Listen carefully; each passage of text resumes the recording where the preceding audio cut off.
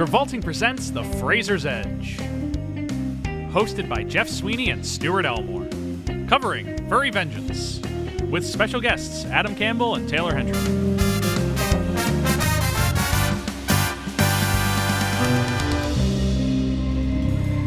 Let's get it furry in here. Let's get it furry and hot. Nice. That's we are recording. Good. Yeah. What? I just realized this is going to be a problem. Yeah, stop chewing Hubba Bubba. We are live on air. We are live on air. We're not live. We'll do it live. Yeah. Welcome to the episode on Furry Vengeance, folks. Thank you so much for listening to our episode last week on Extraordinary Measures. I'm sure we had a spirited conversation. With Harrison Ford. Our first Harrison Ford movie we ever covered. Extraordinary. That was supposed to be Harrison Ford. Oh, it's And extraordinary. when things happen out of extraordinary measures, you tend to want to take vengeance. Furry Vengeance. You can tell how much we're going to struggle with this because of how sweaty this intro is. We can't figure out how to get to the fucking point here, and it's minute 1. We're here to talk about the movie Furry Vengeance. Yes, we're joined by returning guest Adam Campbell and first-time guest Taylor Hendrick. Welcome. Hello there. So first and foremost, I just want to dive right into this. Adam, when I opened my Messenger app to send you the link to log into this, the last message you and I exchanged through Facebook Messenger was May 13th of 2022. Almost a year to the day. 12 days shy of a year. Wow. And I messaged you, Adam, I have put you and Taylor down for Furry Vengeance and Tomb of the Dragon Emperor. Godspeed, gentlemen. You have made your beds, and now you shall lie in them. Wow. A year after the fact, we are now here to talk about it. It feels like yesterday. Adam, did you pitch those to me, or is that just what was available? No, I... did you choose those? I said, Taylor, do you want to be on a Brendan Fraser podcast? And you said, only if we're doing Mummy 3 and Furry Vengeance. Or something along those lines. I just picked his biggest flops, and I guess here I am. And now you're gonna live with this decision. Yeah, exactly. Now, gentlemen, our Mummy Tomb of the Dragon Emperor episode already came out a few weeks ago, and we've already recorded that, of course, and we talked about what your connections to those movies are. Do you guys have any connection to Furry Vengeance other than just Jeff picking it on a flip of a coin? Have you guys seen this movie before, or is this the first time? I saw the trailers for it when it came out, and I thought it was really embarrassing and funny at that point, and that's my only history with it. Adam? I think Adam may have worked on it. Yeah, I was 25 when that came out. I had no idea this movie existed, and when I heard the title Furry Vengeance, I legitimately thought it would have to do with furries seeking revenge. And it I kind was of disappointed. does. In a sense, that's not incorrect. There's a bear furry, and there's a skunk furry, a raccoon furry. There's furries at the end of the movie. Yes. And Men in suits. Yeah, just if we're talking about the bare bones description of people in suits and not the extended definition, there are technically furries in this movie. Yes. What the hell? God, Jesus Christ. Jeff, you are struggling. Okay, so this movie... fellas. Yes. I first kind of want to know how was Extraordinary Measures. I'm leaning somewhere with Furry Vengeance because I'm pretty sure these two movies, that Furry Vengeance and Extraordinary Measures, were his biggest issues in his entire career. I'm sure you guys have talked about what he's gone through. Yes. But I have a feeling a lot of the reason why he had a problem was because he had flop after flop after flop in the mid to late 2000s, and he ended it on a high note with Furry Vengeance. Now he had that Center of the Earth movie, but that was bad.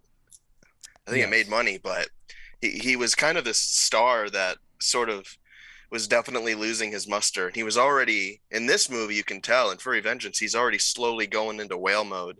So I I'm interested to hear what you have to say on Extraordinary Measures, because I know that was a massive flop for his career. Well, as we talked about in the Mummy episode, that is like sort of the cap off end of his action star role. And so Extraordinary Measures, as well as Furry Vengeance, sort of the, again, as we talked about, sort of the reciprocated follow-up to that result of Brendan Fraser is done doing action movies now. Literally, Tomb of the Dragon Emperor is his last action film. Like, he is not in any more action movies. He doesn't do anything of that regard anymore. But he has been, like, pitted into this box of the dumb, goofable, or dumb, goofy. I'd say lovable, but he's not really lovable in this movie. No, he's the opposite of lovable. Dad. In this movie. He's in full dad mode. That was the other Extraordinary Measures thing that we talked about. Is he is very much dad mode. I'll just quickly do our little context, our Brendan context corner we usually do. Taylor, did you have a follow up point to make with that in terms of? No, I think that you're correct. He was going exclusive dad roles, and he had nowhere left to go, and the other stuff that was happening in his life that kind of piled onto that. And how could you escape the dad roles once they piled on like that, and when he piled on the weight? And it is no accident that, like, of course he's going to go into dad roles after as much as he's been trying in our previous episodes, such as Journey to the End of the Night, and other films of that regard, The Last Time, The Air I Breathe. These are all movies where he's trying to break out of that family comedy mold, like Georgia Jungle, like The Mummy, like Bedazzled. But now he's sort of like, as much as he's like Atlas a little bit. Yeah. Where he's pushing the boulder up the hill. And he gets to the very... That's Sisyphus. Get your shit together. That's not Atlas? Atlas is the one who's holding the earth. Oh, fuck. Sisyphus pushes the boulder up the hill. Okay, Brendan's Sisyphus. stronger than Atlas. Right. He's Sisyphus. And so he's doing the Sisyphus thing where he's like pushing the boulder up the hill. And I would say like Journey to the End of the Night, The Air I Breathe, The Last Time. There was like another movie we covered where it's very similar in that regard, where he is like almost over the edge of like he's no longer the family comedy guy. But then The Mummy, Tomb of the Dragon Emperor, and G.I. Joe happen back to back, and now the boulder's fallen back down the hill. So he's back to square one, and square one is you're stuck in family comedy mode. Him pushing the boulder up is every movie, and then the boulder rolling back down is the movie flop, which keeps happening. Well, and that. Because where we're at with Brendan is basically like this is the second episode in our third era, the Hollywood exile era, as we're calling it. He's not quite exiled yet at this point, but this is more or less what leads to that. Yeah. Because at this point, he's not being looked at for dramatic vehicles anymore. Mm-hmm. He's not being looked at for blockbustery roles anymore. After everything he did, aside from the Mummy sequels, flopped in that regard. Or he was a bit part in it, G.I. Joe aside. Yeah. And then all of his like non-blockbustery performances gets overshadowed, or it never connects. You're the last times. Like nobody saw that movie. Yeah. Yeah. And so where he's at right now, the 1-2 punch that kind of ends it all is Extraordinary Measures and Furry Vengeance. Taylor, like you'd said. Extraordinary Measures, that was supposed to be him and Harrison Ford both kind of doing a comeback vehicle, and it makes half its budget at the box office and gets absolutely railed in reviews. This is kind of like his, a failure flop into a different genre. Whereas, like you had mentioned, he's playing the dad roles. That basically all comes out of Journey to the Center of the Earth. Yeah. Which is his last, like, moderate success. Yeah. With him anchoring it. He does that. He plays a dad figure in it. Mummy, Tomb of the Dragon Emperor, it's now Rick O'Connell, but as a dad. Inkheart, he's a dad. G.I. Joe Rise of Cobra, he's barely in it. Extraordinary Measures is a movie about him being a really good dad. Yeah. And then this is like, what if he was a dad, but in a children's comedy? A Disney children's comedy. Yeah. Notice this is not a Disney movie, but this is the most Disney Channel movie you can get. Yeah. And so this whole thing just really gives the vibe of like retreating or I don't want to say retreating, but like falling into something you don't want to be in. Yeah. Like, this is the only place he can go now. Because he can't do his action moves anymore due to his physical, how badly injured he was during Mummy Tomb of the Dragon Emperor. He needs surgeries. He, can't move nearly as well. And so he can't do the action movies. No one wants to hire him for the dramas because they don't make money. No one wants to hire him for any action movies that aren't The Mummy, and because they're not making money either. So this is his only avenue is, I'll play a dad in a children's comedy. A low-budget children's comedy. And it still is going to be a disastrous flop. Yeah. Well, I read that it was a $35 million children's comedy, which I am surprised that it was that much to begin with. This is like a $5 million movie. Basically, all that money must have gone to the fucking the fursuits. Yeah, the fursuits or some bullshit. Because the CGI in this movie, atrocious. Very atrocious. I do. Yeah, he has a lot of problems reacting to a lot of the things I notice in this. All the little fake creatures that are flying at him or rushing at him. I wouldn't want to be him during this. I'm sure he got a hefty paycheck, but he's struggling throughout this whole thing to react. This is another one of those rare movies that Jeff and I watched together. And we don't do that very often.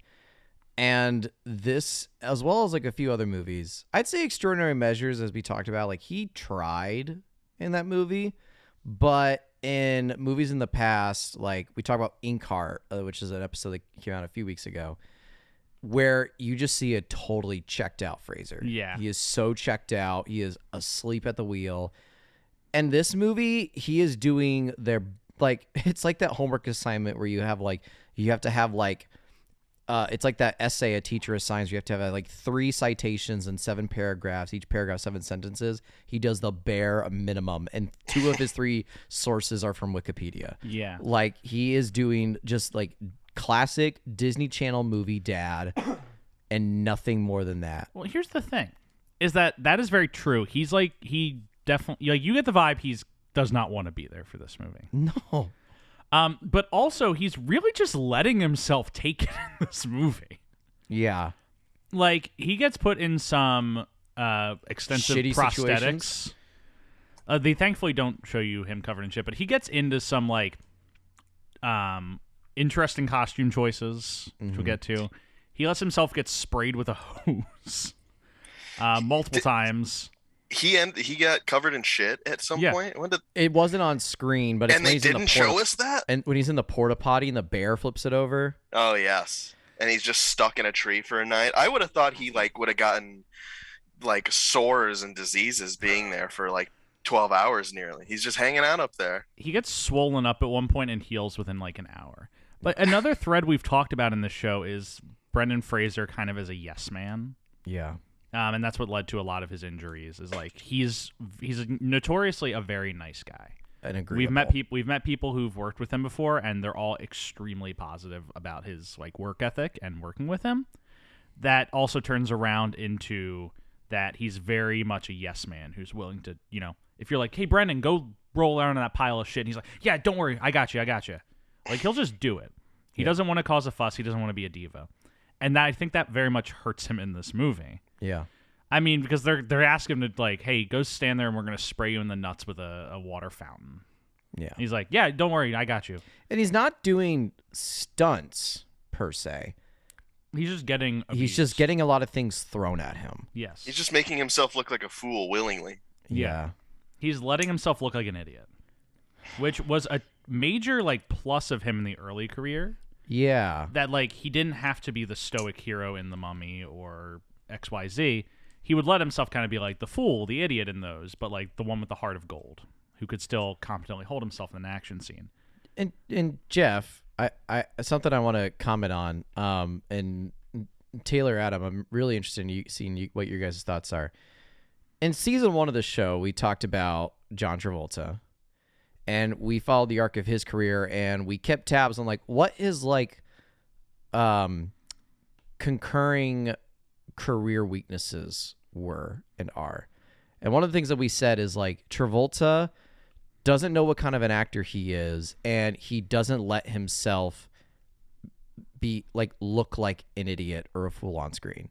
Like Pulp Fiction is like the perfect golden middle where he thinks he's a tough bad guy, but what that movie is really doing is showing him being like a dumb criminal, a clown. a clown.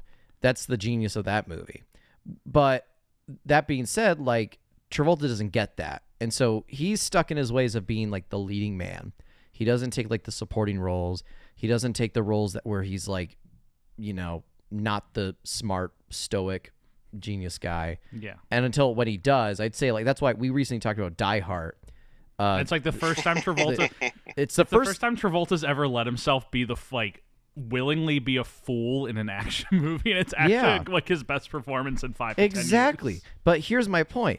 Do you think, Jeff, that there is this is teetering the other way for Fraser? Like Fraser's overtly making himself look like a fool in a joke.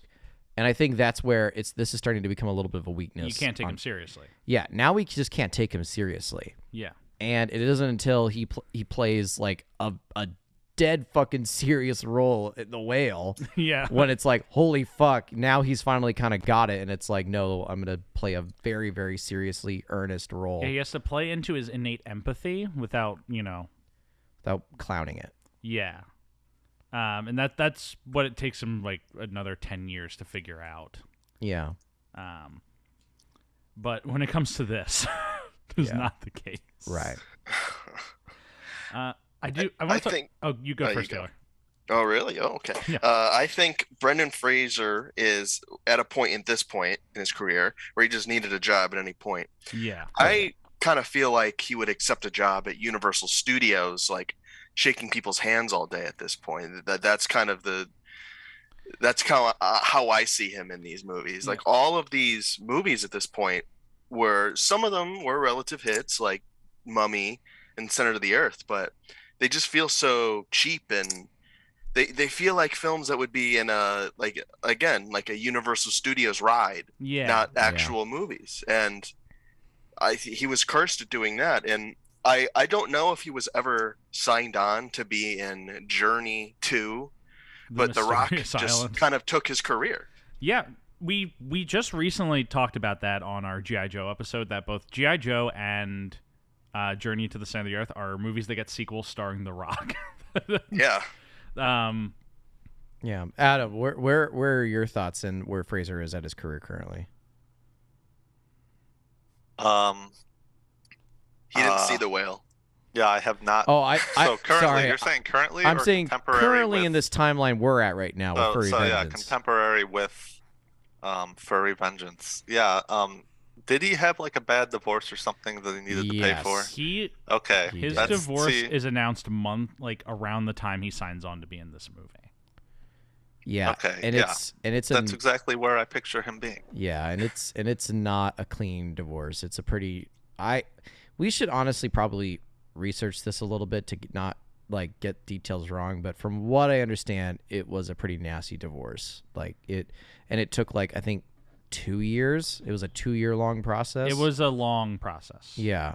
And this is a few years after, his sexual assault as well. So he's also dealing with that and his physical ailments. Like the man is in the worst few years of his life at this point. Yeah. So Fraser around this time, in terms of the divorce, it's essentially 7-year long divorce. Shit. Damn. We talked about this a little bit on our career retrospective episode, so I won't delve too much into it. Yeah. But basically, in 2007 is when they sold their home for $3 million. The divorce is announced December of 2007. He is ordered to pay alimony. By 2011, he announces he cannot afford the alimony anymore. He does not have the funds to do so. His ex accuses him of hiding financial assets, in part due to this movie. She says he's hiding financial assets because he made a profit on Furry Vengeance. God. Several years later, the court rules against both of them and says to her that he's not hiding anything, and to him that he cannot have his alimony reduced. It's very, very messy. Yeah. And so he's in the midst of that as this movie's getting made. And I do want to talk a little bit about the making of this movie, because there is actually a interesting story to how this movie gets made. Oh. Well, less interesting and more just like it's how long movies take to make in Hollywood that makes it interesting. Was this movie like developed since like 2000? This movie is developed since 2004. Oh my god. This movie is originally developed as the first Steve Carell movie. Oh. What is the first Steve Carell movie? Is it Evan Almighty? I believe Evan 40-Year-Old Virgin? Almighty is the first like headliner, isn't it? Oh, I think Stuart's right. I think 40-Year-Old Virgin. Oh, no, you're right. It's 40-Year-Old Virgin. Because he's in, your Anchormans and your Bruce Almighties and whatnot. But he's in Over the Hedge, isn't he? He's a squirrel. Yeah, he's the squirrel in Over the Hedge. But 40-Year-Old Virgin is the first Steve Carell vehicle. This is originally designed as the first Steve Carell vehicle. Is that this is going to be the movie that launches him into the mainstream. Would have started strong. Imagine if Steve Carell just never worked again because this is his first movie. But obviously, better things come up for Carell, and the movie just kind of gets, launched into turnaround.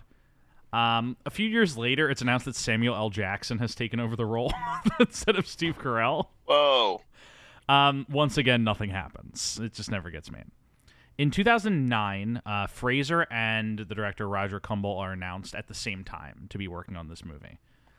Kumble is a weird guy because he does Cruel Intentions, which kind of, makes a bit of a stir when it comes out.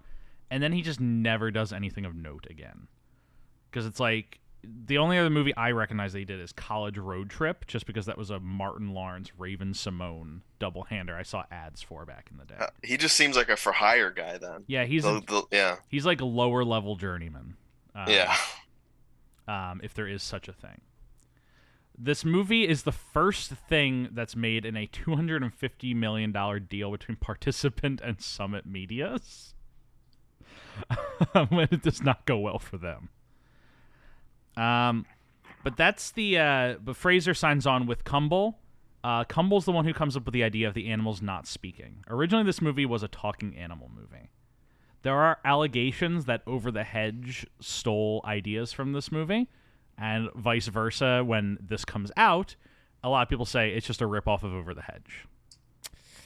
Well, they don't talk. They most certainly do not talk. Roger Kumble must have felt like a fucking genius when he came up with that idea. He's probably they raise their little CGI eyebrows. They do. They do. And they have the like After Effects speech bubbles. Yeah, the thought bubbles or whatever. That's the weirdest thing. Because they're all about historical things, too. Like, apparently raccoons are very knowledgeable about the battle strategies of World War II. Because that's what they were demonstrating. Oh, my gosh. Dick Van Dyke is announced to be in this movie and then never pops up in it. I don't know if he showed up to say, like, I'm not doing this. He got paid, refused to show up. Yeah, that would honestly be a power move. I would have nothing but respect for him. That's all I have in terms of context. Do we want to dive into the plot, or does anyone have anything else to add? What plot? Sorry. Yeah, I saw the funny thing on IMDb that said Fraser has come to hate this role or something. It's one of the highest pieces of trivia on this, and it's I've never heard him say anything outwardly about it, but I don't know. Kind of seems like a career killer. This reads like a movie where if you asked him during like a press junket of like a newer movie, he'd be like, "Oh my god, that movie. That was so bad." I mean, it very much feels like, in the press tour for The Whale, he's been talking a lot about like, issues with weight and like being seen as a joke because of it, and like 50% of the jokes in this movie are like, "Look, Brendan Fraser is fat now." Yeah. And I feel like that's probably a bit of shame on his end that he kind of, went into that. Well, and this movie, so it was this, and then Extraordinary Measures before that, and then I'm just trying to check because like this is this is only like 2 movies away from G.I. Joe Rise of Cobra, where he's still kind of like in his like mummy fit. sort of. Well, yeah, like we talked about on the Mummy Tomb of the Dragon Emperor episode, like he does not look well in that movie. He kind of looks like unnaturally fit. Yeah, like it's like like a dehydrated weight loss. Yeah, where it's a different kind of weight loss that looks ugly. Fraser does credit the porta potty scene in this movie for his decision to take a step back and kind of reevaluate his career. I would too. After watching that scene, I certainly would too. I do want to also say one other thing about IMDb trivia that's fun. According to IMDb trivia, this is the second film in which Brendan Fraser's character loses his pants comically after Looney Tunes Back in Action. Oh my God. I like that someone took the time to write that. Weeping. I think Brendan could have easily. I wouldn't think of him as a joke, because at this point, I remember when this movie came out, and I was like, I'm not going to see that. I'm not into this. But I loved him. I adored The Mummy and other films, and I think it's perfectly okay to have this dad look at this point in your career. It's perfectly okay. It's just that it never really was followed up the way that it could have.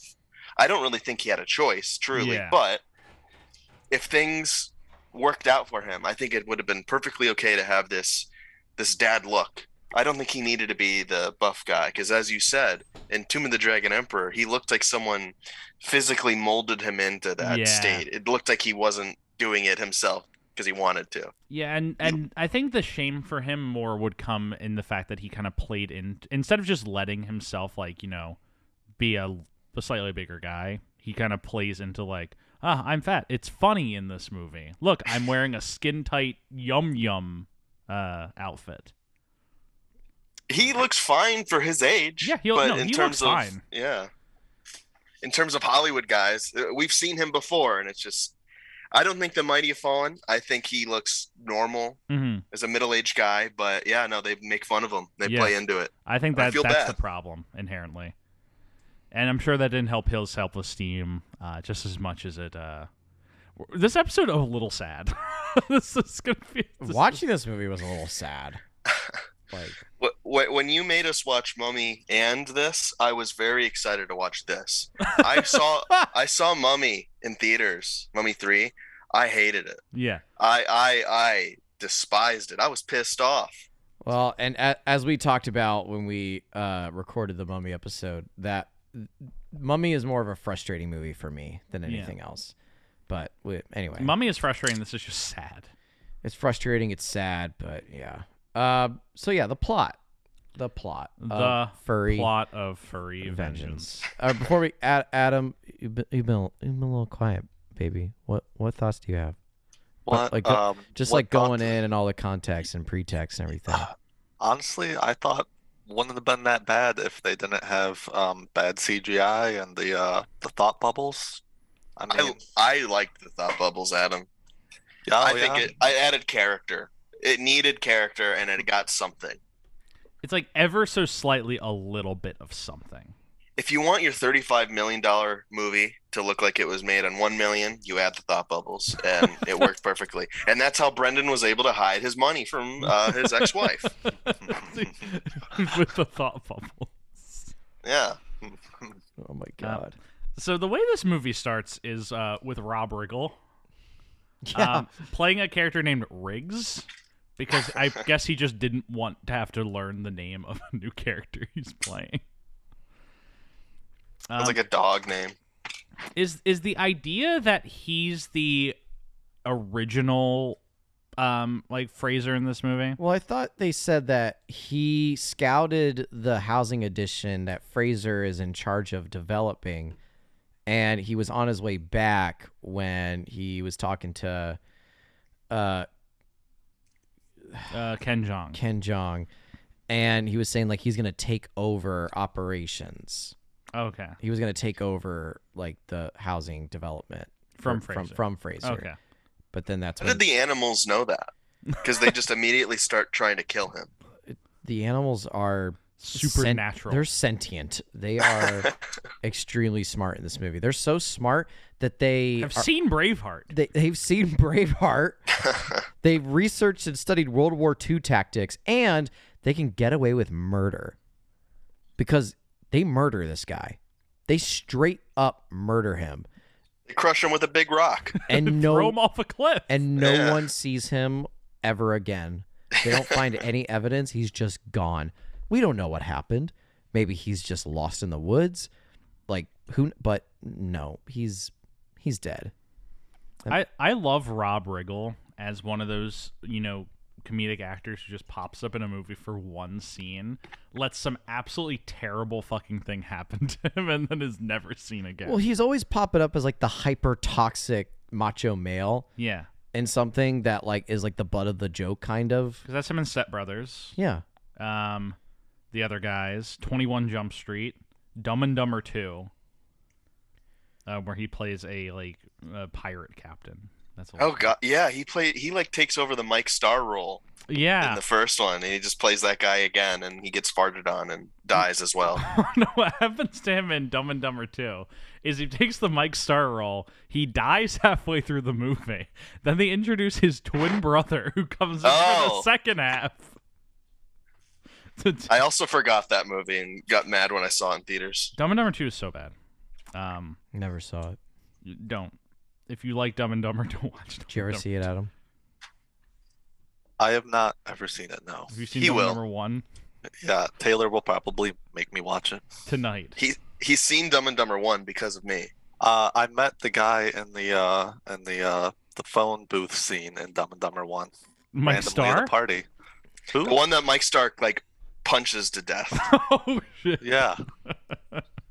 I love Mike Starr. I'm a big Mike Starr guy.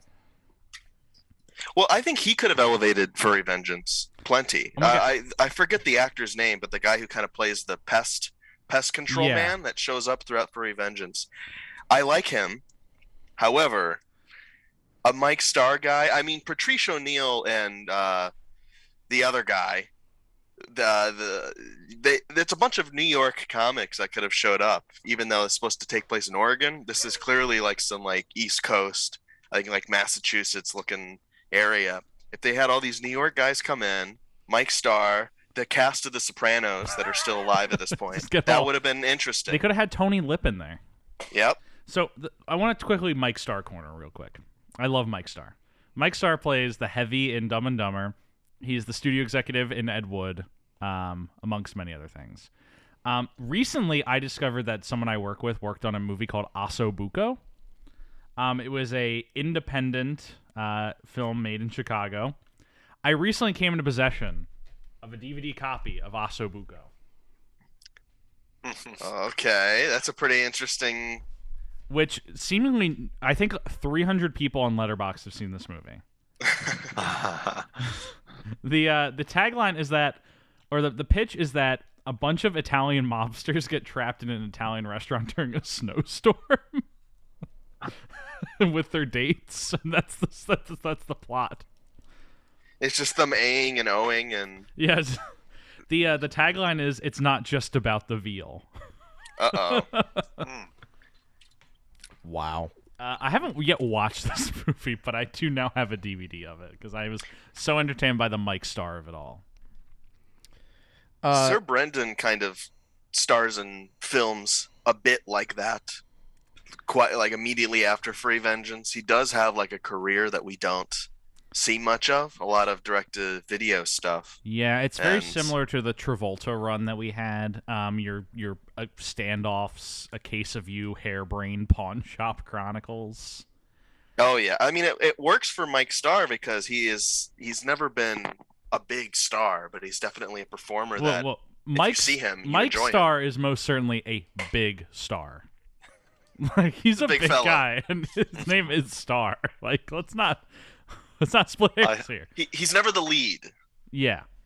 And there's definitely a difference between Brendan doing it and Mike Starr doing it. I don't know if you would call it sad. I don't like to consider things like that sad. A man's got to work, but I'm putting it out there. Yeah. This very well could have been some direct-to-video thing, but it seems like one of the last major theatrical things he did. His last major theatrical release for a decent bit. I think the next one we're going to get that's big theatrical is maybe Gimme Shelter. And that's not like necessarily a big release, but it does get put out. I think he plays a squirrel in The Nut Job. He does. The Nut Job is his last movie for 5 years until he comes back in 2019. Drove him nuts. Hey!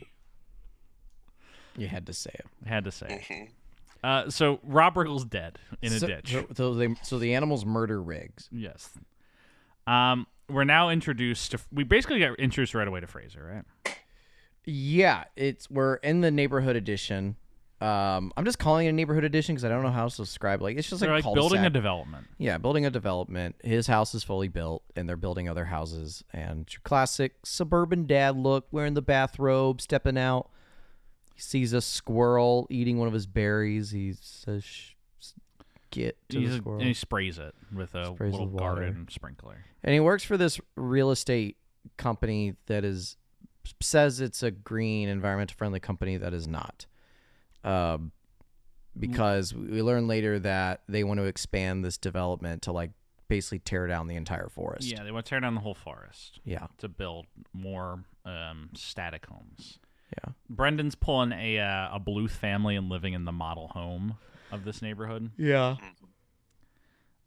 We meet his family. The kid's name is Tyler, played by Matt Prokop, who, as we learn, is one of the best up-and-coming stars in Hollywood via his IMDb profile. He hasn't worked since 2013. I know the comeback's coming, folks. It's en route. He'll get his whale. He'll get the Matt Prokop whale. Be called like the minnow or something. I don't know. Yeah. Brooke Shields as his wife. There's a lot of like Disney Channel adjacent, casting in this. Yeah. You're Brooke Shields being the main one. She plays Hannah Montana's mom apparently in Hannah Montana, a great show. A phenomenal show. I've never seen a single episode of Hannah Montana. Disney classic. It was the only channel, only show on Disney Channel I ever watched. Did you just put it on because you were bored? There were a lot of reasons I put it on. You were into it? The brother did a great Ozzy Osbourne impression, and I always really enjoyed that. Oh, so you wanted to see him keep doing that? Yeah, and I just kept the show on, hoping he would do another Ozzy Osbourne impression. And did he? He did it like twice. And Adam watched 3 seasons of this show waiting for more Ozzy Osbourne impressions. Yes. So, yeah, that's his family. They're not happy that they're living in Rocky Springs now. They miss Chicago. But he's a sentence I've never heard before in my life. I miss Chicago a little bit. Yeah, but would you rather live in Rocky Springs or Chicago? Because this place looked beautiful. Yeah, this looks like a gorgeous town to live in. This little shit kid complaining and moaning. I guess he misses his friends, but I don't really think he had many to begin with. He's got a Bieber cut. Yeah, exactly. He had no friends. If you have a Bieber cut, you don't have friends. He makes no friends in Rocky Springs, which I think says a lot about his character. Oh, he gets a girlfriend. Later, but at the beginning, he's just like, I don't have any friends. It's like, boy, you couldn't make a friend at least an acquaintance by this point. And it's not until he like makes the one that he's finally like has any sort of connection with another human being. His activist girlfriend. Yeah, his activist girlfriend who leads the family into bankruptcy. Like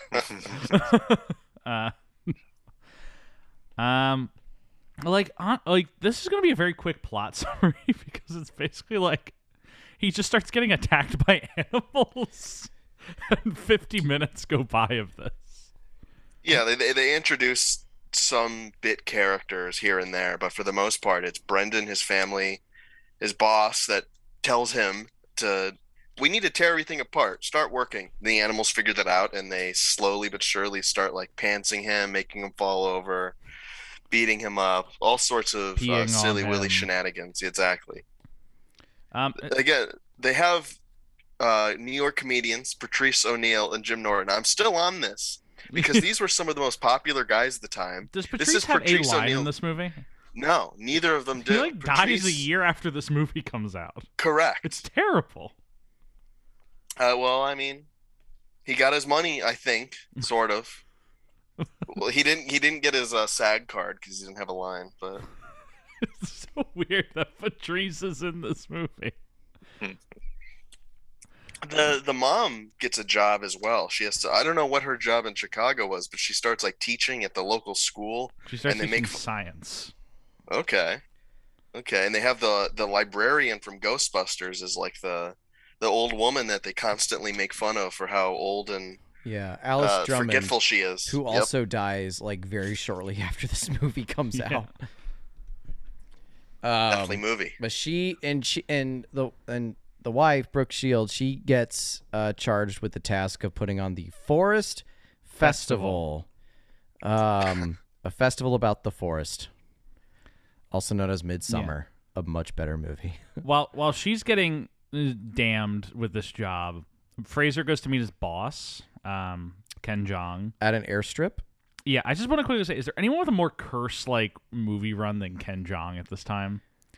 Because his big break's The Hangover, and then he gets Community off of that. He's Yeah. great in Community. Yeah. But meanwhile, as he's doing Community, his run is like The Hangover sequels, Furry Vengeance, a bunch of movies I've never heard of, Zookeeper, Transformers: Dark of the Moon. That's right. I think most of those got a profit outside of this. I'm pretty sure all of those made money. So They you know made what? money. Deep Wang. He does play Deep Wang. Have you seen Transformers: Dark of the Moon, Taylor? Adam? I have. Have you seen it recently? I know he points guns at the screen and he's Yes. supposed to be funny. He like tackles Shia LaBeouf into a stall in the bathroom and introduces himself. Takes off his pants. Don't and forget yeah, that takes part. off his pants and introduces himself as a Decepticon like whistleblower. Truther. Yeah. No, whistleblower. Because he says, "I'm not." You remember Deep Throat? I'm Deep Wang. He says, "I'm Deep Wang." Take True this. Bayhem. And he like takes a bunch of paperwork out of his underwear and gives it to Shia LaBeouf, and then he gets knocked out a window by a transformer and dies. Well, I'll say that has energy. That's maybe his best performance in this run. He's trying his best. There's energy involved with that. Furry Vengeance, everybody's just kind of sitting down They're stagnant. and hanging out. Except for Brendan, who's falling over and getting beaten up. Yeah, Brendan's just getting abused while everyone else showed up and got their paycheck and probably worked a SAG minimum. Apparently, Brendan never worked with any of the animals. A lot of the shenanigans are just insert shots of an actual raccoon or a bear just like wandering around, and it cuts to Brendan running away or getting mad, and that's how they elicit any emotion from him. It is a little funny how there are like no wide shots that show both Brendan and an animal together. And if they do, it's the worst fucking composite work I've ever seen in my life. It's Yeah. like- this is Birdemic. Oh my energy. god, the vulture at the airstrip. I said the same exact thing. Yep. Like it's like just float. It's like in like a static spot. I don't know if you've ever seen a bird fly before, but that's not how it works. Most of the movie is I was confused about that whole section because Brendan has to. So at that point in the movie, the animals throw Brendan's clothes away, and he needs to wear his wife's juicy tracksuit, the pink thing that shows his butt off. He has to meet up with his boss, Ken Jeong, Yeah. to talk about something going on with the development.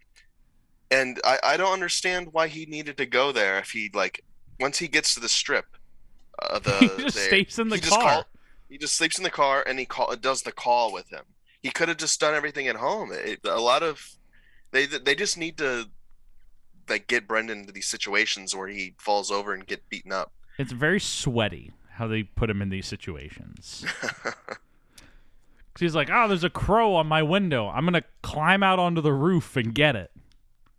I also don't understand why he gets so annoyed at sounds. Everything starts with him just hearing like bird sounds at night and just little animal things that annoy him. In Chicago, I'm sure he's living in the suburbs, but you would also hear Like sirens Birds. and or Homeless sirens. people. Yeah, you'd also hear stuff.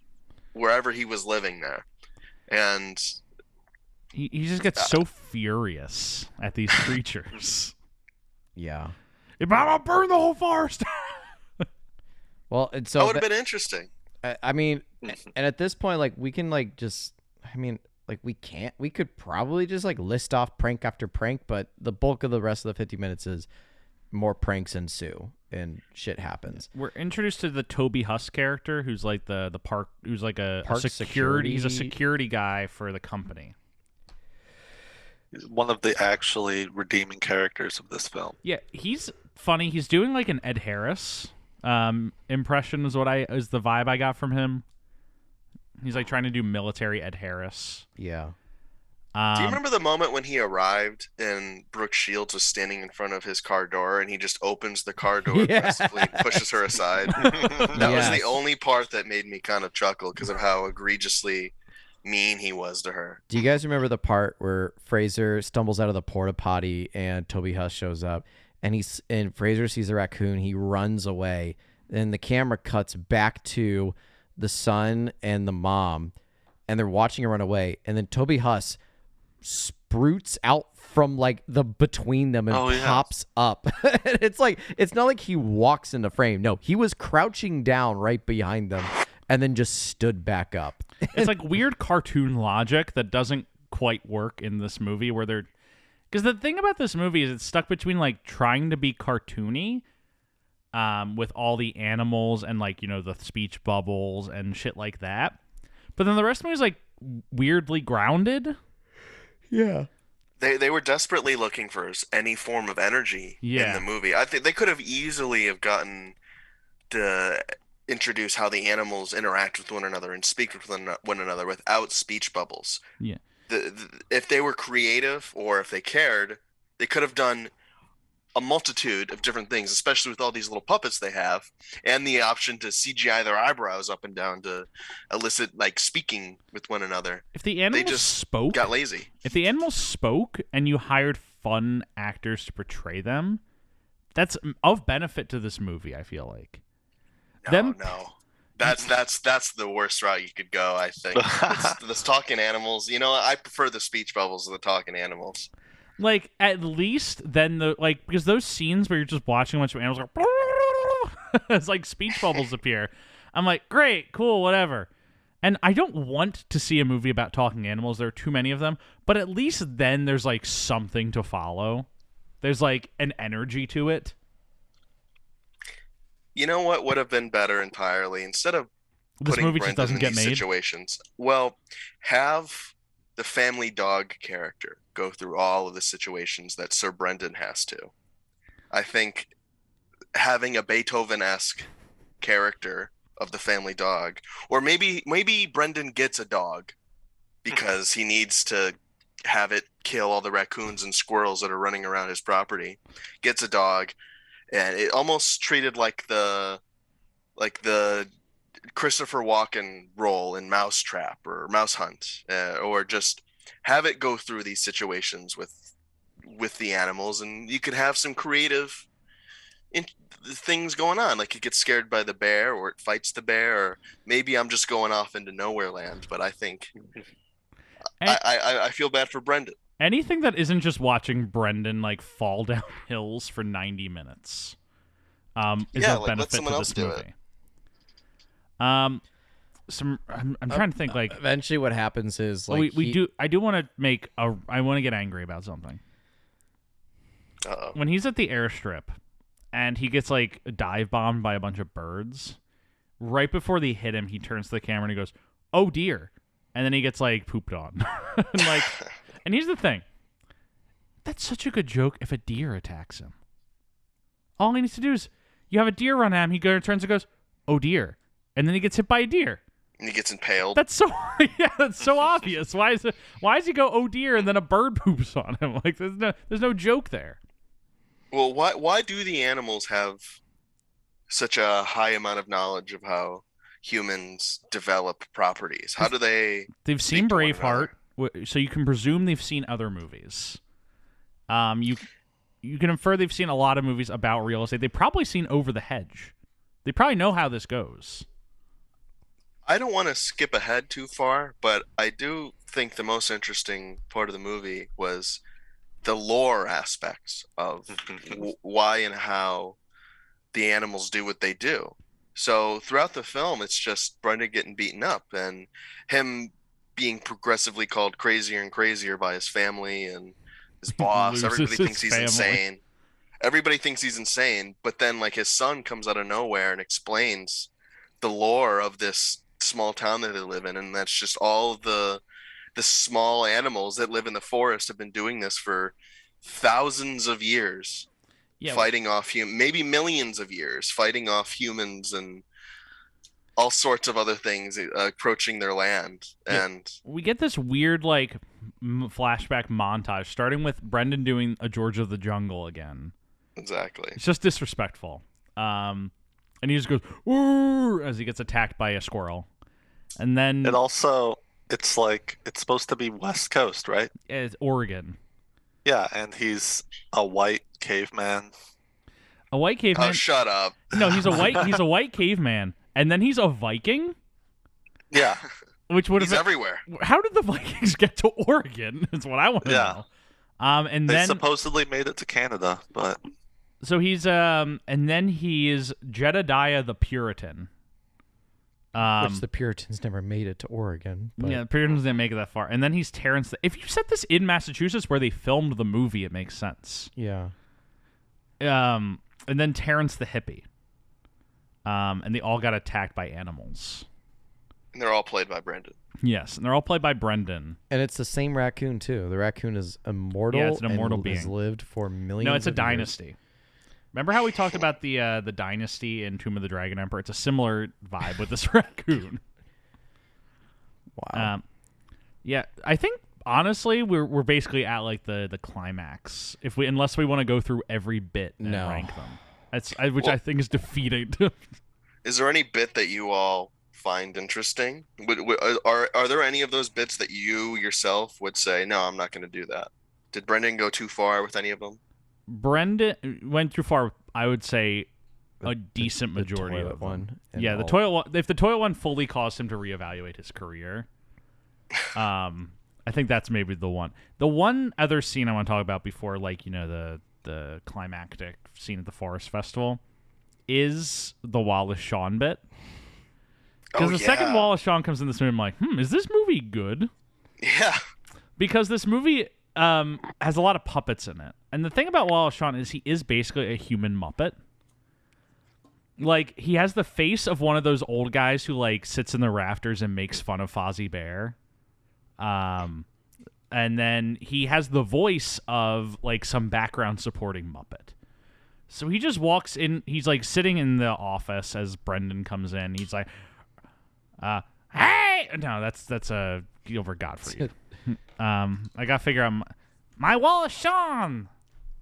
Is You're that getting there. Is that it? You're getting there. Closer, But yeah. He's like, he's the Brendan's animals aren't therapist. real. The animals aren't real. You're just imagining it.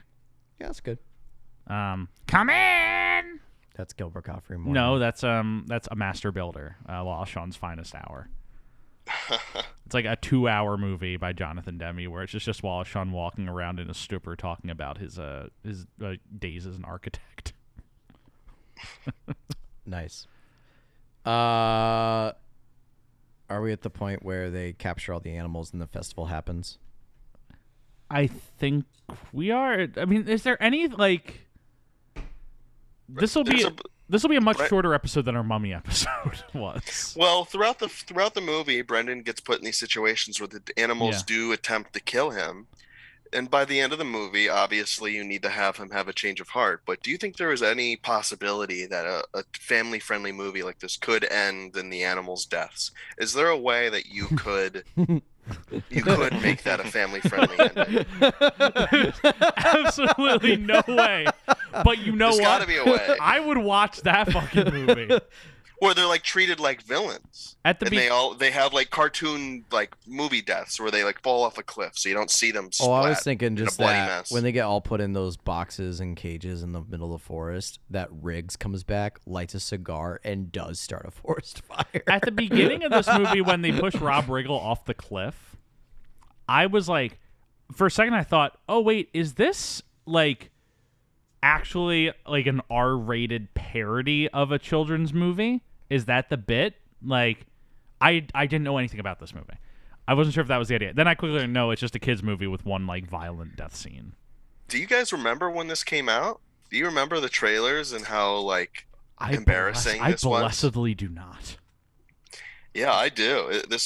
I was surprised in my young age, and yeah, then it disappeared from my life until you brought it to me. And you know what? You're fucking welcome.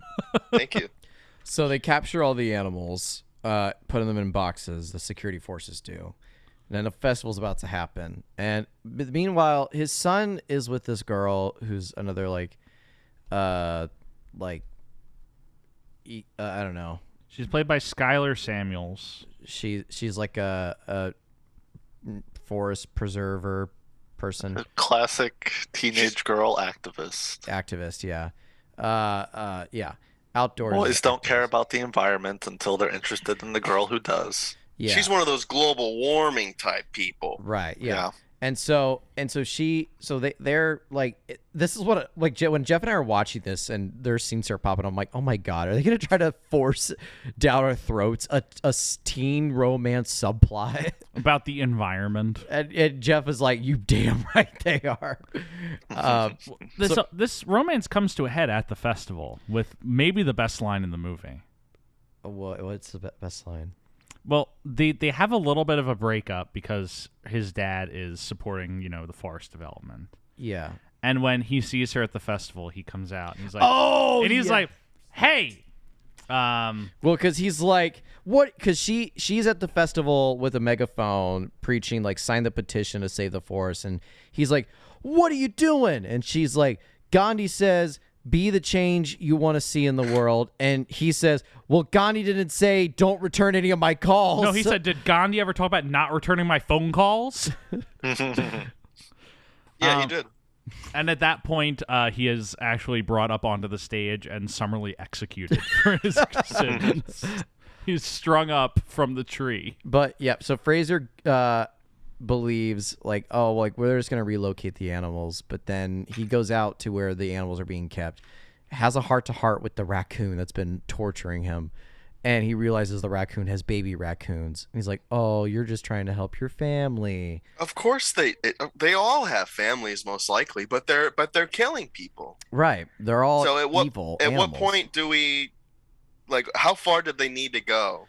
Well, in Taylor, order for him not to have a change what of heart? You didn't see in Furry Vengeance 2 is a war it sparks between the people of Rocky Springs and the animals, and the fires spread beyond the reaches of the entire world.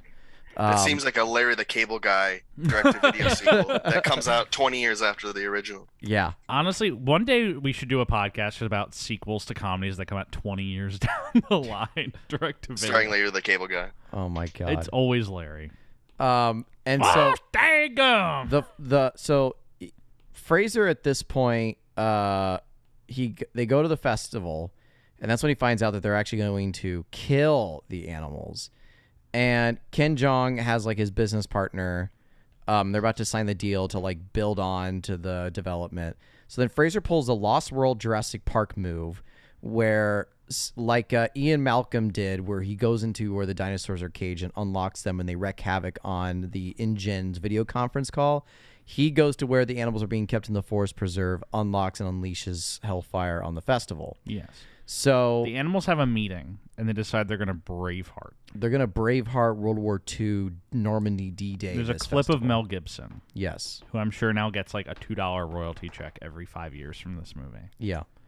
And so Fraser, they all go back to the festival, and this is like a you and whose army sort of situation, kind of. Yeah. Only in this sense, it's like the animals show up. Yeah. So I kind of stopped paying attention at this point when people start getting sprayed with skunks, and I just started like talking to Adam about something else or another. But all I remember is that I think Angela from The Office, who is also in this, or what's her name? She dies or something. She gets a skunk carbon monoxide poisoning. She gets poisoned upon. Quick pop quiz, Adam. What was Taylor talking to you about? It was about Chinese companies buying up land in the United States. Nice. I think that's what the movie was trying to talk about, but I was like, Adam, you're crazy. It was him bringing it up to me. So Taylor, I don't know if you know this, but Adam has a little bit of a reputation on this show. Of being like really talkative and No. Well, kinda. No. So like from where Adam's first appearance on our show, A Phenomenon, we've always asked him to try to find and explore like a deeper meaning behind the context of these movies. So Adam, I invite you. What is the inner, deeper meaning of furry vengeance that we don't see? I think the deeper meaning comes from how misguided it is. What good is the forest? oh, All the people that could, live in those homes. I mean, look at all the homeless we have in this country. You look at all the forests we have. I mean, you drive through Illinois, like the whole thing is forests, but besides the farmland in Chicago and all Peoria. the Illinois forests are like Yeah. dead trees.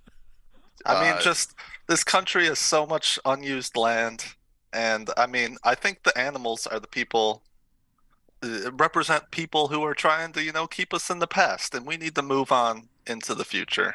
And this movie really shows us how people can be so easily swayed by a pretty face. Look at the sun, to just regress and stay in the past when really we could, abandon those things that we may hold dear because they're pretty or, cute animals, but really we need to move on into the future and progress and build those houses. And Are you saying that it's okay for all these little animals to disappear because there's plenty of bears and skunks and raccoons? But what if this was like a hoot situation where it's a Oh bunch my of God, this is just floor fucking owls. hoot, isn't it? Yep. wait, what? What if it's a bunch of just floor owls or some sort of rare animal that would lose its home? Would you feel the same way? Well, I mean, were they going to kill the animals? Because they had them all in cages. Well, in my version, they were. I mean, I could see them, shipping them off to a new nice forest that's preserved somewhere. Guys, Where they're destroying it all. Ken No, Jeong they're and destroying Mr. this Gupta this is one destroying and it all. this weird town that nobody's ever heard of. Like, that's Right. fine, but send them to like Yellowstone, Yosemite. They'll be fine. But what are we gonna do then when Yellowstone's all filled up? Oh yeah, we won't fill up Yellowstone. It's too dangerous. The caldera, the volcanoes, leave the animals there. Kevin So the Stone's- volcano won't build there. explodes. We lose that entire section of the country, and all of the animals are dead. What now? Plenty of raccoons, but like you said, there's if there's a rare animal, we have zoos for that. Guys, gentlemen, I have a hot take. I think this entire movie is a metaphor for immigration.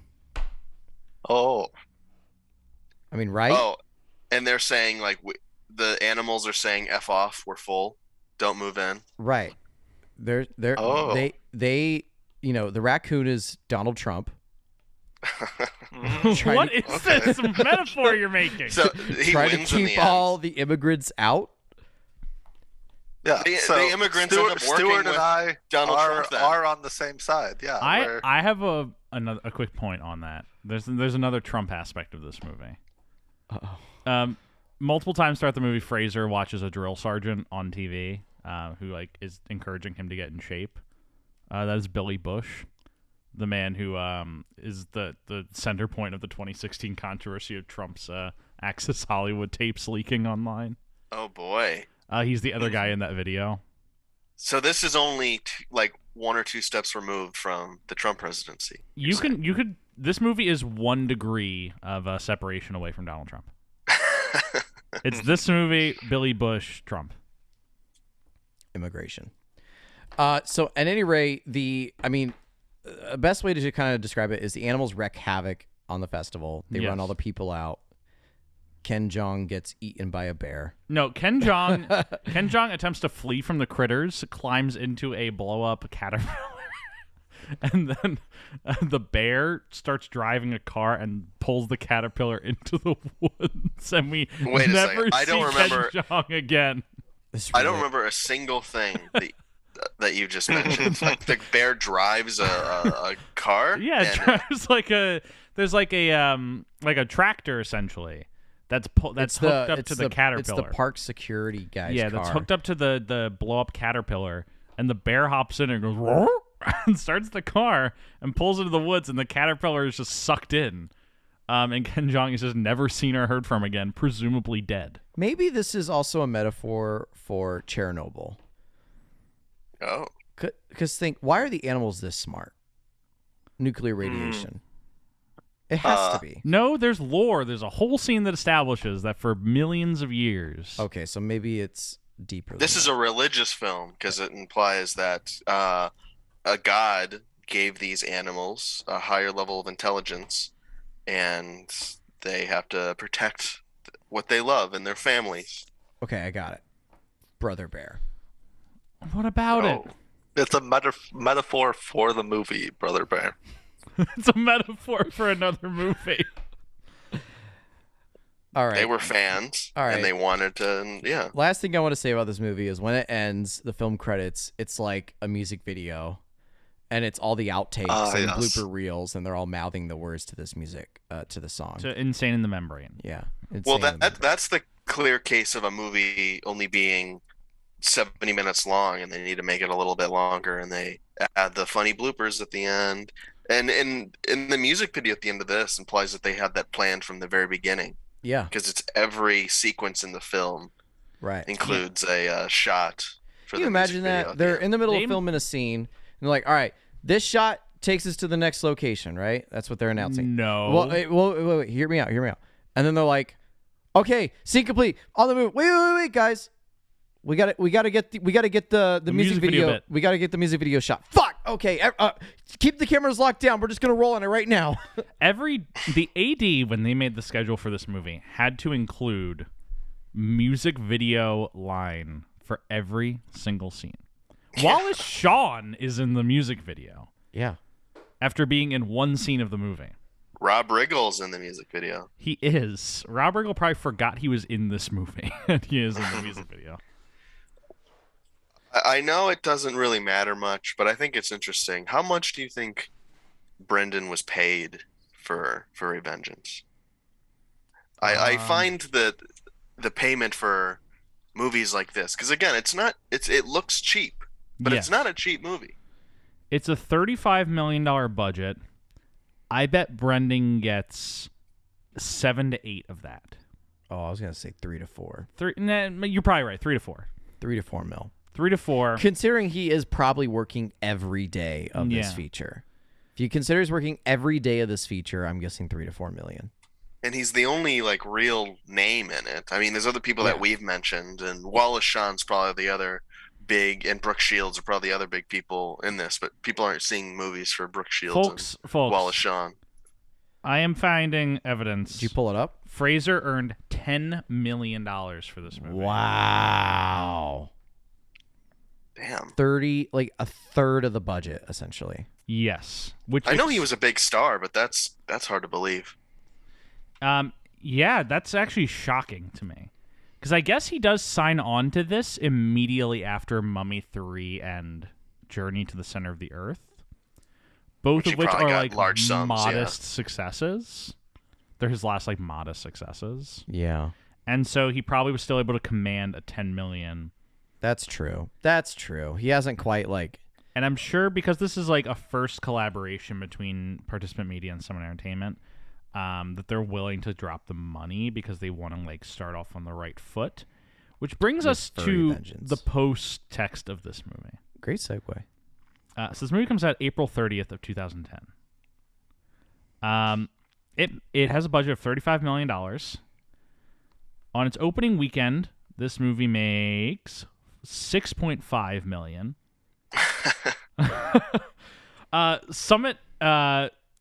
President Richie Fay says the audience loved it, but no one came to see it. He does the gaudy critics put out the hit defense. Did the audience love it? No. They decidedly did not. It makes 30 in the end. It makes 36.2 million on a 35 budget. That's 1.2 over its budget. And then when you take, the theater's cut and all the other cuts, big flop. Big flop.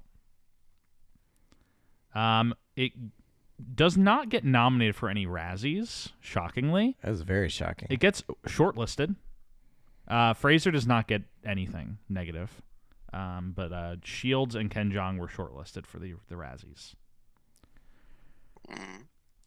This is the 9th biggest flop of 2010. 7% on Rotten Tomatoes. What was the biggest flop of 2010? I'm going to find out right now. Let's find out what the top flops of 2010 were. But I also kind of want to determine at what point was the fall of Brendan starting? What film was it? Was it a film? I'm looking at his filmography right now, and he's in. There's this weird middle point.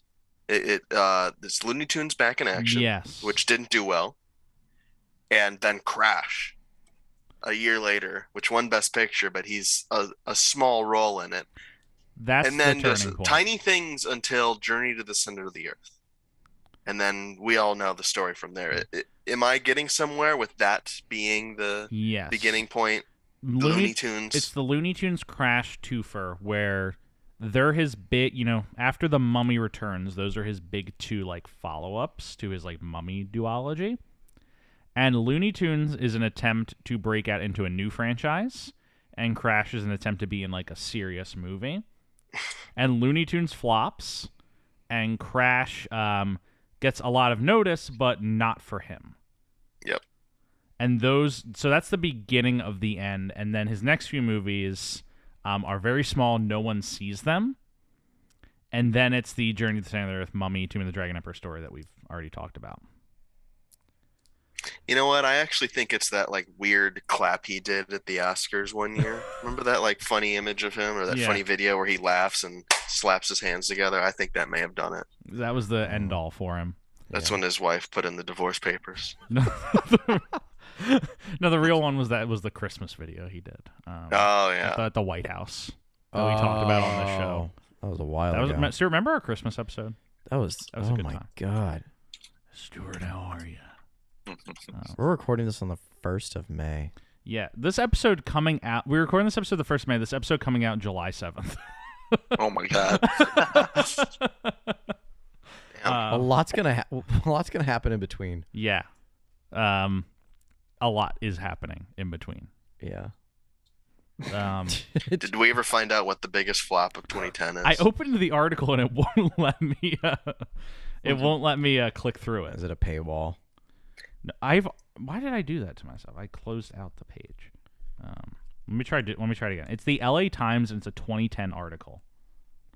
While Jeff's looking that up, Adam or Taylor, do you guys have any final thoughts on this movie? I think they could have found a way to playfully kill the animals. I think it could have worked. I think they were cowardly for not even trying. Not going through it.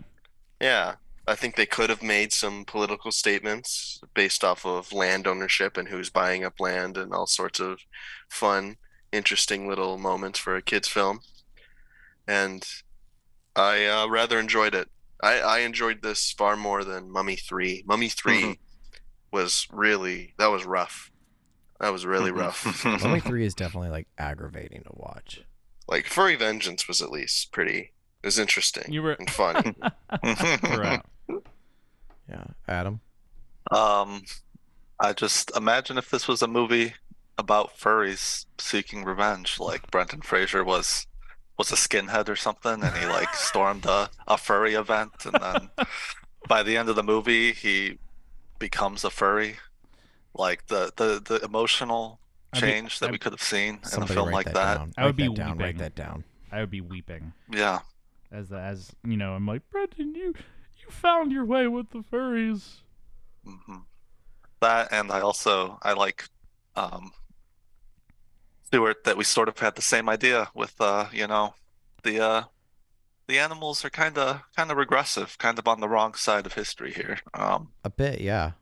Though you It's all about coexisting, right? It's all yeah, about coexisting. though I'd like to see, once this comes out in July, Trump's numbers in 2024 go up because of your comments. Stuart is solely responsible for the resurgence. Fuck. I wasn't there. Anyway, Jeff, any final thoughts? Stuart starts campaigning for Ron DeSanctimonious to apologize. Shut up.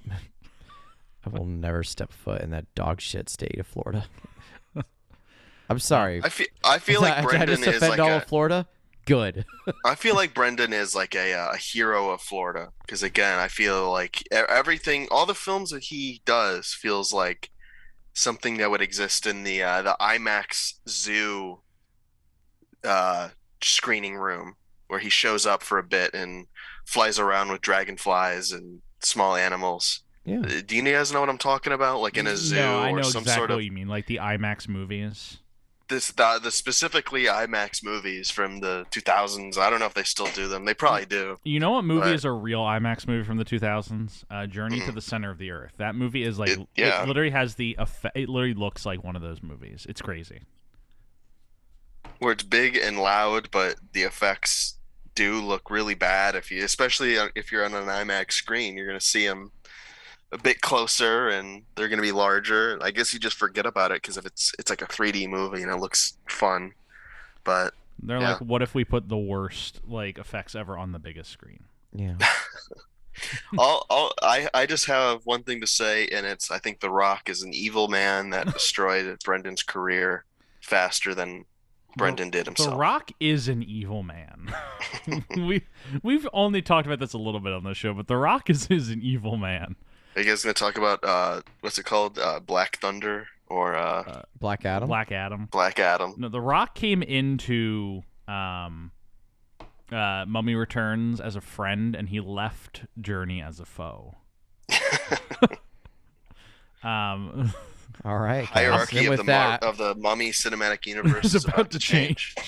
We've talked a lot about Dwayne on this show, and I'm sick of Dwayne. yeah. Oh, I think a lot of yeah, people me are. too. I'm sick of Dwayne. All right, guys.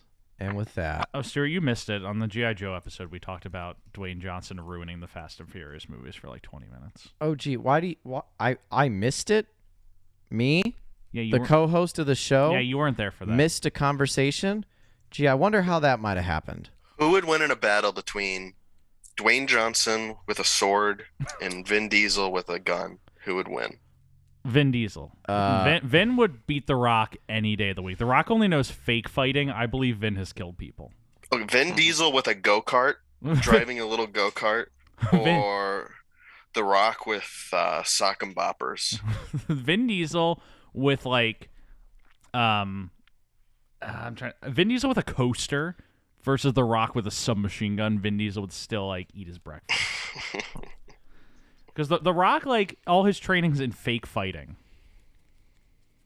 Anyway. Okay, well, Wrestling. what about Brendan versus Dwayne? I think Dwayne might win that one. Damn it. uh, Whale era Brendan? well, Eric pretty Brendan big. would promptly sit upon Dwayne and it'd be over. But, like, only in the suit. We got to get going on our next episode. So I'm going to quickly sign us off here for this one. Thank you guys so much for joining us to talk about Furry Vengeance. Thank you course. for having us. Audience, we hope you enjoyed. Please make sure to tune in next week for our episode on Standoff, a movie that actually has like 3 different titles. We're choosing to go with Standoff as the one we're going to use. And we'll talk about those multiple titles when we get to the episode. But thank you so much for listening. As a reminder, please remember to rate, review, subscribe on whatever platform you're listening on. As a reminder, we are available on Spotify, Podcasts, Google Podcasts, and YouTube, as well as plenty of other places such as Apple Music and anything that RSS distributes to. Pop to our Reddit, r/Travolting. Find us on Twitter or Instagram at TravoltingPod. You can email us, travoltingpodcast@gmail.com. Find me on Twitter at Jeff W. Sweeney. Anything you want to plug, Stuart? Nope. Anything you guys want to plug? Yeah, can you subscribe to my Patreon at Kill the Animals at tom/campbell.com. .com. Yes, I'm there too. You find me there. And then special thanks, as always, to Rebecca Johnson for our graphic design, Michael Van Bodegum Smith for our theme music, and Ange Gardner for our social media. Have a great rest of your week, folks, and see you next time for Stand Off.